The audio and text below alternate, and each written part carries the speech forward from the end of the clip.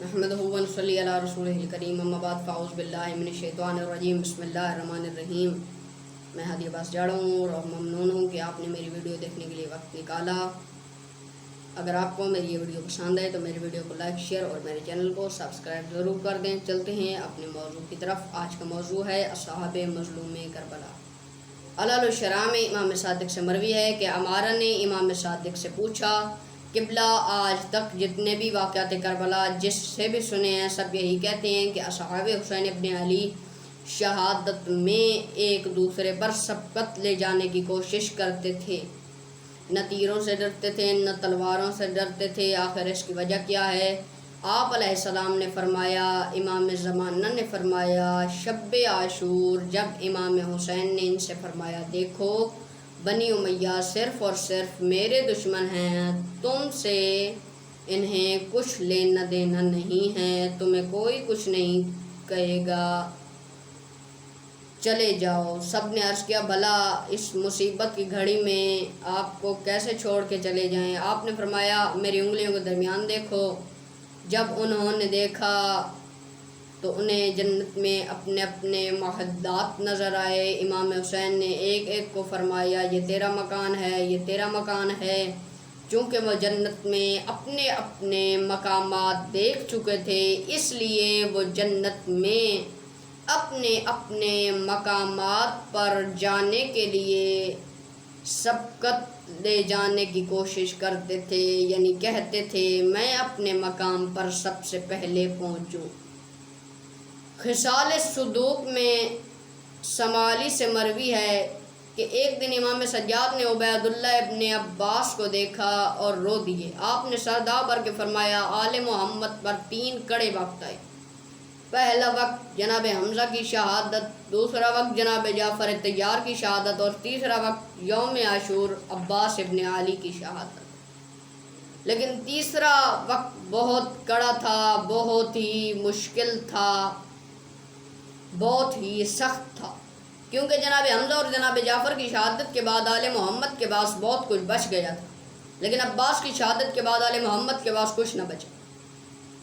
जनाब हमज़ा और जाफ़र की शहादत के वक्त आले मोहम्मद की मस्तूरात अपने घरों में महफूज थी, लेकिन जनाब अब्बास की शहादत के वक्त मस्तूरात आले मोहम्मद लक दक सहरा में बेसहारा थी। तफसीर इमाम हसन अस्करी के मुताबिक एक दिन नबी कौनैन ने सहाबा से फरमाया, जब अल्लाह ने यहूदियों से अहद लिया कि तुम एक दूसरे का खून न बहाओगे और उन्होंने अहद करके तोड़ दिया, रसूल खुदा की तकज़ीब की, औलिया खुदा को शहीद किया, नबी फरमाते हैं अगर चाहो तो मैं तुम्हें अपनी उम्मत के यहूदियों से आगाह कर दूँ। सहाबा ने अर्ज़ किया, किबला ज़रूर आगाह फरमाएँ। आपने फरमाया, मेरी उम्मत से एक गिरोह ऐसा होगा जो मेरा कलमा पढ़ते होंगे, लोगों को धोखा देंगे, कहेंगे कि हम उम्मत मोहम्मद से हैं, लेकिन मेरी ज़ुर्रियत के फाजिल तरीन और मेरी नस्ल के पाकीज़ा तरीन अफराद को बेगुनाह शहीद करेंगे, मेरी सुन्नत और शरीयत को बदल डालेंगे, मेरे हसनैन को शहीद करेंगे। अल्लाह पर इस तरह लानत करेगा जिस तरह ज़करिया और याहिया के कातिलों पर करता था। अल्लाह इनकी बकिया नस्ल के लिए मेरे हुसैन की ज़ुर्रियत से महदी भेजेगा। अल्लाह कातिलीन हुसैन, अंसार कातिलीन हुसैन और कातिलीन हुसैन पर लानत करने में खामोश रहने वालों पर लानत करे। अल्लाह मुहिब्बान हुसैन, अज़दारान हुसैन, आदाए हुसैन पर लानत करने वालों, इनके मुहिब्बों और मवालियान हुसैन पर रहमत नाजिल करे। नबी फरमाते हैं, यकीन रखो कत्ल हुसैन पर राज़ी ऐसे होंगे जैसे कत्ल हुसैन में शरीक हों। फरमाते हैं, कातिलीन हुसैन और इनकी तरफदारी करने वाले दीन खुदा से बरी हैं, इन पर अल्लाह मलाइका और तमाम मखलूक लानत करेगी। अल्लाह मलाइका को हुक्म देगा, अज़दारान हुसैन के आंसू जमा करके हौज़ कौसर में डालें, इससे हौज़ कौसर के पानी की शीरीनी, नफासत और लज्जत में 1000 गुना इजाफा होगा। और मलाइका को हुक्म देगा कि कत्ल हुसैन पर खुश होने वालों को और कत्ल हुसैन में खामोश रहने वालों के आंसू जमा करके जहन्नम में डालो। جب وہ جہنم میں ڈالیں گے تو آتش جہنم میں کئی ہزار گنا اضافہ ہوگا۔ عبداللہ ہروی نے داؤد ابن سلیمان قرہ کے ذریعے امام رضا بادشاہ سے روایت کی ہے کہ نبی کونین نے فرمایا قاتل حسین کے ہاتھ اور پاؤں باندھ کر آگ کے تابوت میں ڈالا جائے گا۔ تمام اہل جہنم کا نصف عذاب قاتلان حسین میں ہوگا۔ کامل زیارات میں خالد ربی نے کعب سے روایت کی ہے کہ سب سے پہلے قاتل حسین پر جناب ابراہیم نے روایت کی لعنت کی، پھر انہوں نے اپنی اولاد سے تعدم زیست قاتل حسین پر لعنت کرنے کا عہد لیا۔ دوسرے نمبر پر حضرت موسیٰ نے خود بھی قاتل حسین پر لعنت کی، اپنی امت کو بھی قاتلان حسین پر لعنت کرنے کی تلقین کی۔ تیسرے نمبر پر داؤد نے قاتلان حسین میں لعنت کی اور بنی اسرائیل کو قاتلان حسین پر لعنت کرنے کی تلقین کی۔ پھر انہیں فرمایا اگر تمہیں اللہ وہ زمانہ نصیب کرے تو نصرت حسین میں غفلت یا کوتاہی نہ کرنا۔ یقین رکھو حسین ابن علی کے ساتھ شہادت میں وہی مرتبہ ہوگا جو کسی نبی کے ساتھ آگے بڑھتے ہوئے شہادت میں بدلہ ملے گا۔ میں اپنی چشم نبوت سے اس وقت بھی نبی ذات حسین ابن فاطمہ کو تنہا صحرائے کربلا میں زخموں سے چور پانی مانگتا ہوا دیکھ رہا ہوں۔ کوئی نبی ایسا نہیں جس نے کربلا کی زیارت نہ کی ہو، مقتل غریب زہرا پر کھڑے ہو کر یہ نہ کہا ہو کہ اے زمین کربلا تو وہ مقدس اور مبارک مقام ہے جس کے دامن میں زہرا کا چاند آرام کرے گا۔ کامل زیارات میں امام صادق سے مروی ہے کہ جناب یحییٰ کا قاتل ولد الزنا تھا، امام حسین کا قاتل ولد الزنا تھا، ہر معصوم کا قاتل ولد الزنا تھا۔ البتہ آسمان صرف انہی دو کی مظلومانہ شہادت پر رو دیا ہے۔ حسن ابن زیاد کہتا ہے قبلہ آسمان کیسے روتا ہے؟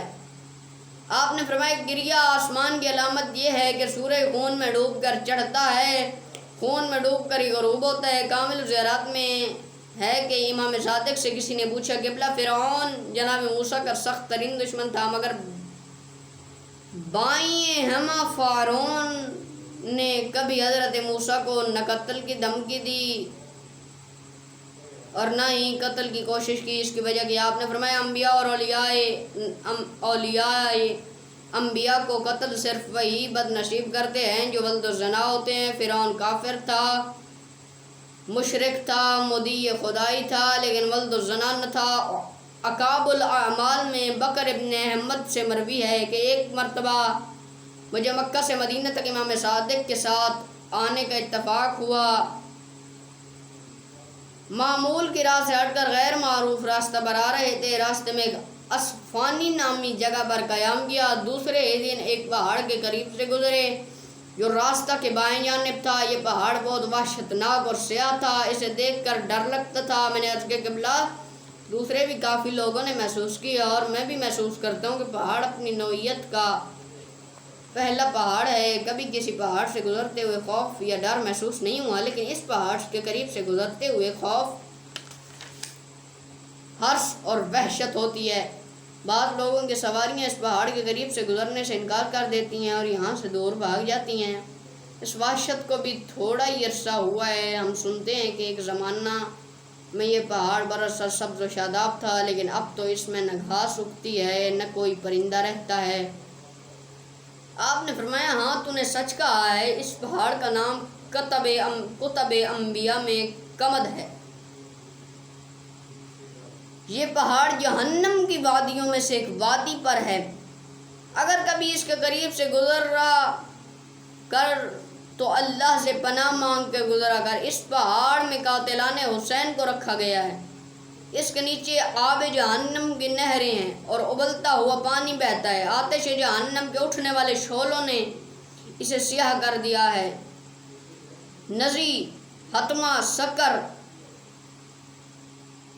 جہنم کے 7 طبقات ہیں اور ان میں سے جو بھی غبار اٹھتے ہیں وہ سب جمع ہو کر اس کو کمد پر پڑتے ہیں۔ میں ہمیشہ جب بھی مکہ سے آتا ہوں واپس اسی راہ سے آتا ہوں، مجھے قاتلان حسین اس پر جلتے ہوئے نظر آتے ہیں۔ انہیں آتش جہنم میں تڑپتا دیکھ کر دل کو کچھ تسکین ہوتی ہے، اور میں انہیں مخاطب کر کے کہتا ہوں جو کچھ تم نے بویا تھا سب اسی کا پھل ہے، اب کھاؤ، نہ ختم ہونے والی زندگی میں ہمیشہ کھاتے رہو۔ تم نے ذریت رسول پر ترس نہیں کھایا، اب کون تم پر ترس کھاتا ہے؟ سکونی نے امام صادق سے روایت کی ہے، آپ نے فرمایا گھریلو کبوتر اپنے گھروں میں رکھا کرو، یہ قاتلان حسین پر لعنت کرتے ہیں۔ داؤد ابن فرقت کہتا ہے کہ میں امام صادق کی خدمت میں بیٹھا تھا کہ کبوتر منڈیر پر آ بیٹھا اور کافی دیر تک کرکراتا رہا۔ آپ نے فرمایا داؤد پتہ ہے یہ کبوتر کیا کہہ رہا تھا؟ میں نے عرض کیا قبلہ اگر ہم پرندوں کی زبان سمجھ لیتے تو میرا ہم بھی حجت خدا ہوتے۔ آپ نے فرمایا قاتلان حسین پر لعنت کر رہا تھا۔ اپنے گھروں میں یہی کبوتر رکھا کرو، یہ قاتلان حسین پر لعنت کرتے ہیں۔ داؤد رکی سے مروی ہے کہ امام صادق کی خدمت میں بیٹھا تھا کہ آپ نے پانی پیا، میں نے دیکھا تو آپ کی آنکھوں میں آنسو آ گئے، پھر فرمایا اللہم لعن قتلۃ الحسین۔ پھر مجھے فرمایا داؤد جو مومن بھی پانی پینے کے بعد قاتلان حسین پر لعنت کرے اللہ اس کے نامہ اعمال سے 100 گناہ مٹا دے گا، 100 نیکیاں درج کر دے گا اور 100 درجہ بڑھا دے گا۔ بہار میں حسن ابن ابو فاختہ سے مروی ہے کہ میں امام صادق کی خدمت میں عرض کیا قبلہ کبھی کبھی خلوت میں یاد حسین آ جاتی ہے، اگر یاد حسین آ جائے تو میں کیا کہا کروں؟ آپ نے فرمایا 3 مرتبہ یہ الفاظ کہا کر۔ ایون میں ریان ابن شبیب سے مروی ہے کہ امام رضا نے مجھے فرمایا اے ابن شبیب اگر جنت فردوس میں رہنا چاہتا ہے تو قاتلان حسین پر لعنت کیا کر۔ ابن شبیب اگر انصار حسین کے ساتھ محشور ہونا چاہتا ہے تو جب بھی یاد حسین آئے یہ الفاظ کہا کر۔ فضل نے امام رضا سے روایت کی ہے، آپ نے فرمایا جب کبھی شطرنج یا شراب کو دیکھا کرو تو یزید اور زیاد پر لعنت کیا کرو، اگر تیرے گناہ آسمان کے ستاروں کے برابر بھی ہوں گے تو اللہ معاف فرما دے گا۔ ترہین منتخب اور علامہ مجلسی نے بہار میں کعب الاحبار سے روایت کی ہے، جب کعب دور عمر میں مسلمان ہوا تو صحابہ اس سے آنے والے حالات پوچھنے لگے اور کعب بتانے لگا۔ کعب نے کہا اگر کرۂ عرش پر بہت بڑے فسادات ہو چکے ہیں اور بہت بڑے ہونے والے ہیں، جو کچھ ہو چکے ہیں ان میں عظیم تر ظلم قابیل نے کیا تھا، اس نے اپنے بھائی حابیل کو بے گناہ شہید کیا تھا، جو ہونے والے ہیں ان میں عظیم تر فساد یہ ہوگا جس کا تذکرہ اللہ نے قرآن میں ان لفظوں سے کیا ہے لوگوں کے اپنے کرتوتوں کی بدولت